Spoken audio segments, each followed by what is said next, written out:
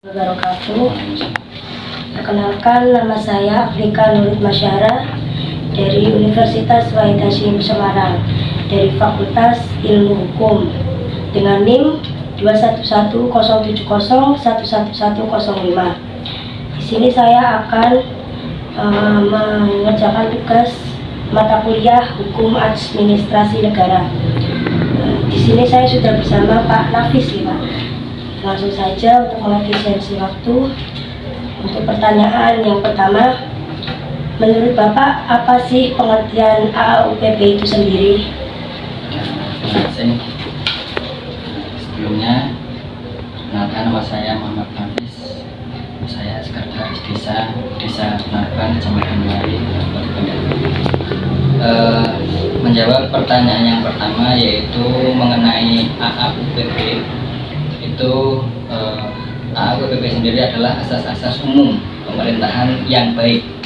Nah, itu merupakan prinsip yang digunakan sebagai acuan penggunaan wewenang bagi pejabat pemerintahan dalam mengeluarkan keputusan dan atau tindakan dalam penyelenggaraan pemerintahan. Jadi dengan adanya AAUPP ini pemerintah, termasuk pemerintah desa Narban itu mempunyai acuan sebagai wewenang pemerintah desa.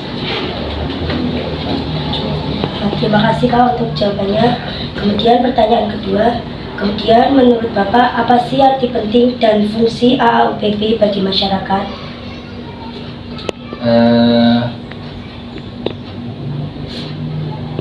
Fungsi asas-asas umum pemerintahan yang baik dalam penyelenggaraan pemerintahan adalah sebagai pedoman atau penuntun bagi pemerintah atau pejabat administrasi negara dalam rangka pemerintahan yang baik. Dan AAUPP itu memiliki arti penting bagi warga masyarakat sebagai pencari keadilan. Terima kasih Pak atas jawabannya. Kemudian pertanyaan yang ketiga, apa saja asas-asas yang terdapat di dalam AAUPP? Asas-asas di dalam AAUPP atau asas-asas umum pemerintahan yang baik itu menurut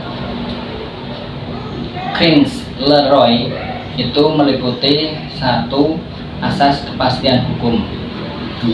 Asas keseimbangan, 3. Asas bertindak cermat, 4. Asas motivasi untuk setiap keputusan badan pemerintah, 5. Asas tidak boleh mencampur adukan kewenangan, 6. Asas kesamaan dalam pengambilan keputusan, 7. Asas permainan yang layak, 8. Asas keadilan atau kewajaran, 9. Asas menanggapi pengharapan yang wajar, 10. Asas meniadakan akibat-akibat suatu keputusan yang batal, dan 11.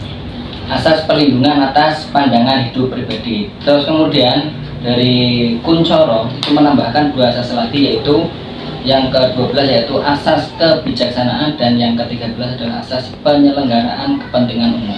Yang ke-13 asas. Kemudian pertanyaan yang keempat, macam-macam hukum kan ada hukum disiplin ringan, sedang, dan berat. Menurut Bapak, hukuman disiplin ringan itu berupa apa saja? Jadi memang hukuman disiplin itu ada tingkatan seperti itu.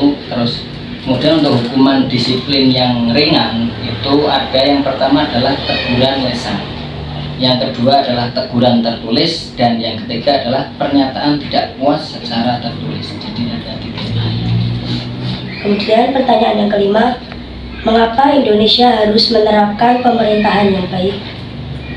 Memang Indonesia harus menerapkan pemerintahan yang baik, sebab itu adalah tuntutan publik atau masyarakat terhadap pelayanan birokrasi untuk adil. Masyarakat ingin kesederhanaan dalam pelayanan birokrasi agar tidak berbelit-belit, mudah dipahami dan mudah dilaksanakan, memiliki kejelasan tentang persyaratan dan pembayaran yang akan dikenakan dalam pelayanan birokrasi, serta menyelesaikan pekerjaan dengan batas waktu yang ditentukan tanpa mempersulit masyarakat. Masyarakat ingin mendapatkan kemudahan dalam pelayanan birokrasi, dalam arti pemerintah tidak berada di atas dan masyarakat tidak berada di bawah pemerintah.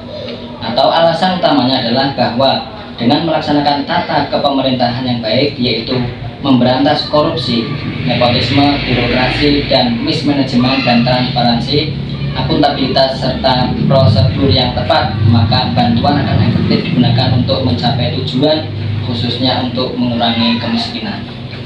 Kemudian pertanyaan yang terakhir, apakah Indonesia sudah menerapkan AUPP?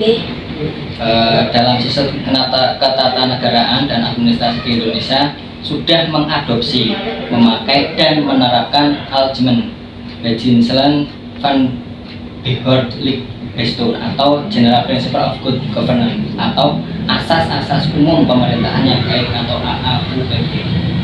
Penerapan AUPP Indonesia yang dipakai dalam sistem pemerintahan di daerah terdapat dalam beberapa peraturan perundang-undangan, seperti misalnya adalah Undang-Undang Nomor 9 Tahun 2004 tentang perubahan atas Undang-Undang Nomor 5 Tahun 1986 tentang peradilan tata usaha negara, serta Undang-Undang Nomor 30 Tahun 2014 tentang administrasi pemerintahan. Pak, terima kasih atas waktunya. Mohon maaf bila mengganggu waktu Bapak. Terima kasih banyak. Wassalamualaikum warahmatullahi wabarakatuh. Waalaikumsalam.